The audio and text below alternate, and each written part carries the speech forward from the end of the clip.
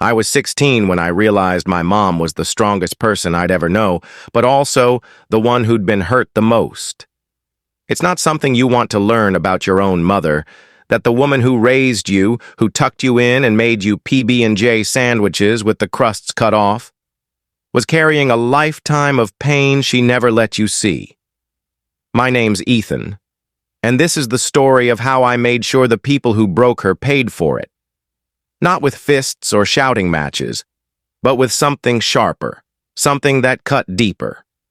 I did it for her because she deserved justice, and because I couldn't live with myself if I let her suffering go unanswered.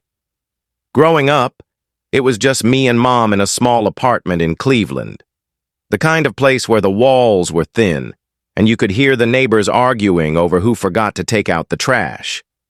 Mom worked 2 jobs, days at a diner, nights cleaning offices downtown. She'd come home smelling like coffee grounds and bleach, her hands cracked from dishwater, but she'd still smile, ruffle my hair, and ask how my day was. I didn't know it then, but she was shielding me from the truth. We were barely scraping by. She'd skip meals so I could eat, hide the eviction notices in a drawer I wasn't supposed to open. To me, she was invincible. To the world, she was just another single mom trying not to drown. The first crack in that image came when I was 12. I overheard her crying one night, muffled sobs through her bedroom door. I thought maybe she was just tired, overworked. But then I found the letter.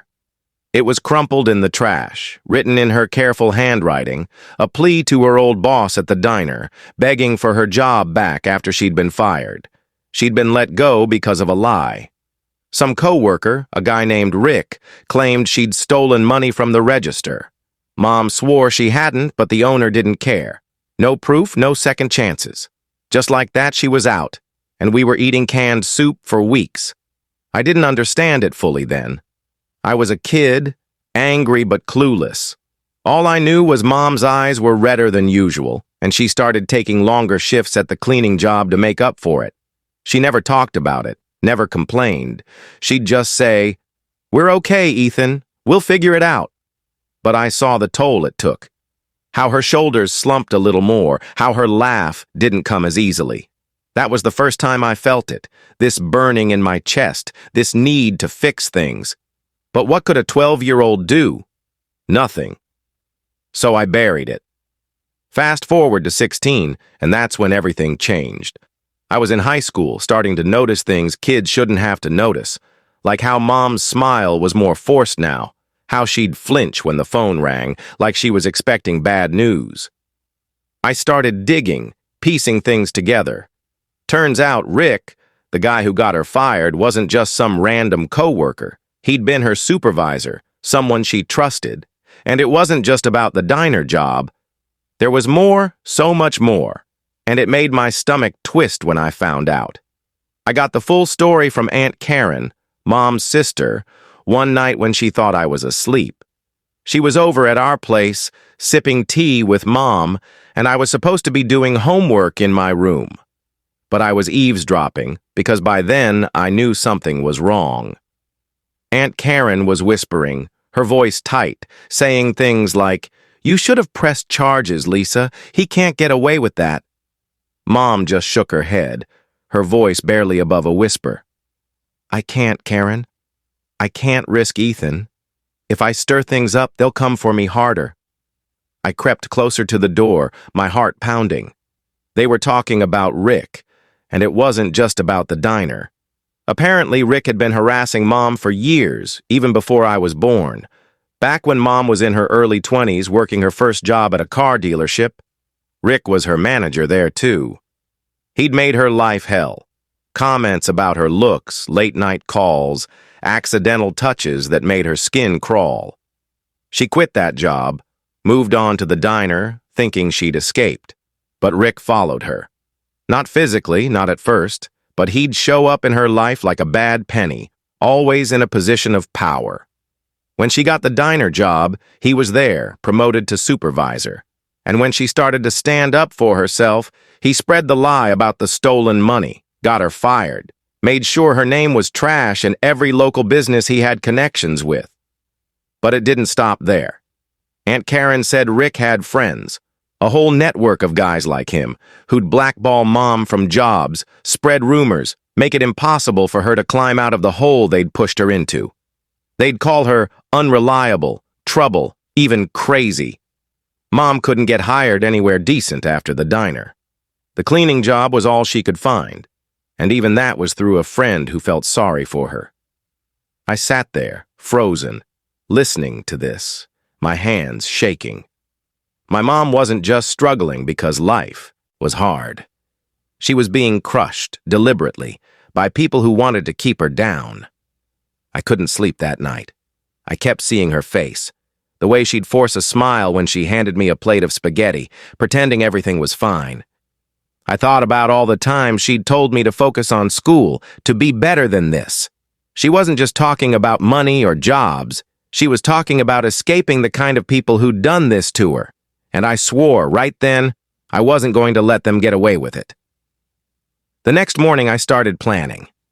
I didn't tell Mom. She'd have stopped me, told me to stay out of it. But I couldn't. I was 16, skinny, awkward, not exactly the hero type. But I was smart. I'd always been good with computers, taught myself to code from YouTube tutorials and library books. I figured that was my weapon. Not fists, not yelling, but information. If Rick and his buddies thought they could hide behind their lies, I was going to shine a light so bright they'd have nowhere to run. First, I needed to know everything about Rick. I started with the basics, his full name, Richard Allen Decker. Mom had mentioned it once, in passing, when I asked about the diner. I searched online, combing through social media, public records, anything I could find. It wasn't hard to track him down. He was still in Cleveland, still working in the restaurant business, now managing a chain of sports bars. He had a LinkedIn profile, all polished and professional, bragging about his leadership skills and team-building expertise. It made me sick. This guy had built his career on stepping on people like my mom, and he was out there posting motivational quotes like he was some kind of saint. I dug deeper. Found his old profiles from the car dealership days, some archived posts on a local business forum where he'd bragged about handling problem employees. I cross-referenced names, dates, anything that could tie him to Mom. It took weeks, late nights hunched over my laptop while Mom thought I was doing homework. I found other women, too, former co-workers who'd left reviews on job sites, vague but telling. Toxic management, one said. Inappropriate behavior, no HR to report to, said another. None of them named Rick outright, but the pattern was clear. He'd been doing this for years, to more than just Mom. Then I hit gold, an old employee handbook from the diner, uploaded to a random file-sharing site. It had a section on cash handling procedures, and it mentioned security cameras. The diner had cameras. If Mom had been accused of stealing, there'd be footage, right? Unless someone conveniently lost it. I couldn't get the tapes, they'd be long gone by now, but the existence of cameras gave me an idea. Rick's lie about Mom stealing wasn't just a one-off. It was a tactic, something he could have used before. I started looking for patterns, other employees who'd been fired for similar reasons. I joined local Facebook groups, the kind where people vent about bad bosses or share job leads. I posted anonymously, asking if anyone had worked at the diner or the sports bars Rick managed. I got a few replies, mostly complaints about low pay or long hours, but one message stood out. A woman, Sarah, said she'd been fired from the diner 3 years before Mom, also for stealing. She said she didn't do it, but Rick had proof, a doctored receipt and a witness, one of his buddies. She didn't fight it. She was too scared, too broke. She gave me the name of the witness, Tom Hagen, a bartender who still worked with Rick. That's when I knew I had something. This wasn't just about Mom anymore. Rick had a system, a way of targeting people, mostly women, mostly single moms or young workers who couldn't afford to fight back. He'd accuse them of something, back it up with a fake paper trail or a loyal friend's word and get them fired. Then he'd use his connections to make sure they couldn't get another job. It was like a game to him, and he'd been winning for years. I couldn't go to the police. No evidence, no crime, not really. And Mom would never let me drag her name through a legal mess. She'd made that clear. But I could hit him where it hurt. His reputation, his precious career. I just needed to be smart about it. I spent the next 6 months building a case. Not a legal one, but a public one. I created a fake email account, posing as a concerned former employee, and started contacting people. I reached out to Sarah, to other women I'd found online, even to old co-workers of Rick's from the car dealership. Some ignored me, some were too scared to talk, but a few opened up. They shared stories, unwanted advances, threats, firings over nothing. One woman, Maria, sent me a photo of a text Rick had sent her years ago, asking her to meet him after work with a winking emoji. It wasn't much, but it was something tangible, proof he'd crossed lines. I also hacked into the diner's old scheduling software. Not hard, since they used a cheap system with a default password nobody bothered to change. I found records showing Mom's shifts, cross-referenced with the dates Rick claimed she stole. She wasn't even working the register those days. She was in the back, prepping food. Rick's lie was flimsy, but nobody had bothered to check. I saved everything, screenshots, emails, anything that could build a picture. By the time I was 17, I had a folder on my laptop labeled Justice. It was full of stories, documents, and a plan. I wasn't going to just post this online and hope for the best. I needed to make sure it stuck, that Rick and his buddies couldn't wiggle out of it. So I got creative. I built a website, anonymous, hosted on a cheap server I paid for with birthday cash. I called it Cleveland's Hidden Truths. Catchy enough to get clicks, vague enough to avoid suspicion. I uploaded everything. Sarah's story, Maria's text, the scheduling records, anonymous quotes from other women. I didn't name Rick outright, not at first. I wrote it like an exposé, letting the evidence speak for itself. I included details about the diner, the sports bars, even the car dealership, linking it all to a pattern of misconduct by certain managers. Anyone who knew Rick would know it was him. Then I seeded it. I posted links in those Facebook groups, on Reddit, even emailed it to local bloggers who covered workplace issues. I used different accounts, different names, so it looked like a groundswell, not one kid with a grudge. I waited, checking the site's traffic. A few hits at first, then dozens, then hundreds. People were reading it, commenting, sharing. The first domino fell when a local news blog picked it up.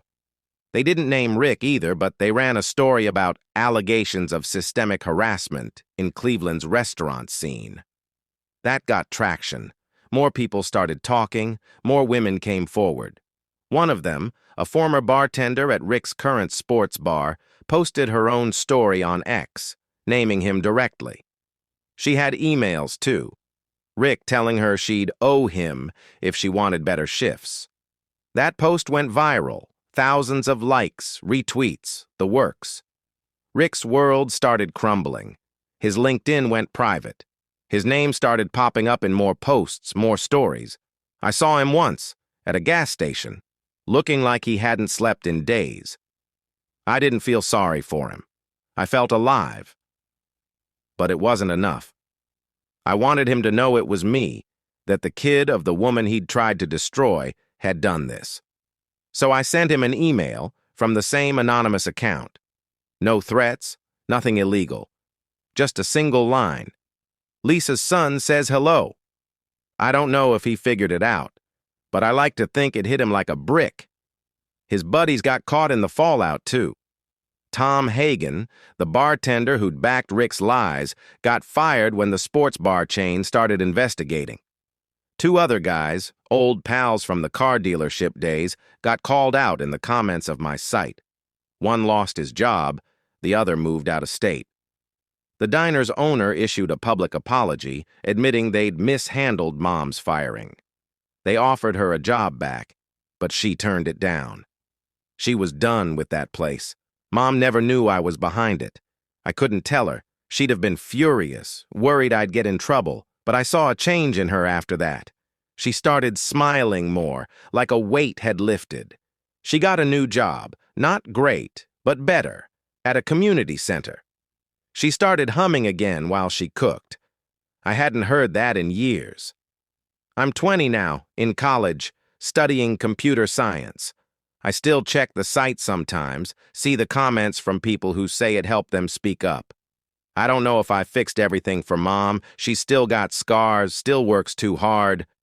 But I gave her something back, something those men took from her dignity. And I learned something too. Revenge isn't about violence or screaming matches. It's about using what you've got, your brain, your heart, whatever tools you can find to make things right. For Mom, for me, for anyone who's been stepped on and told to stay down. If you're listening to this and someone's made you feel small, like you don't matter, don't believe them. You're stronger than you know. And sometimes, the best way to fight back isn't with fists. It's with truth. It's with not letting them forget. I did it for my mom, and I'd do it again in a heartbeat. Because love doesn't just mean protecting someone, it means making sure the world knows they're worth fighting for.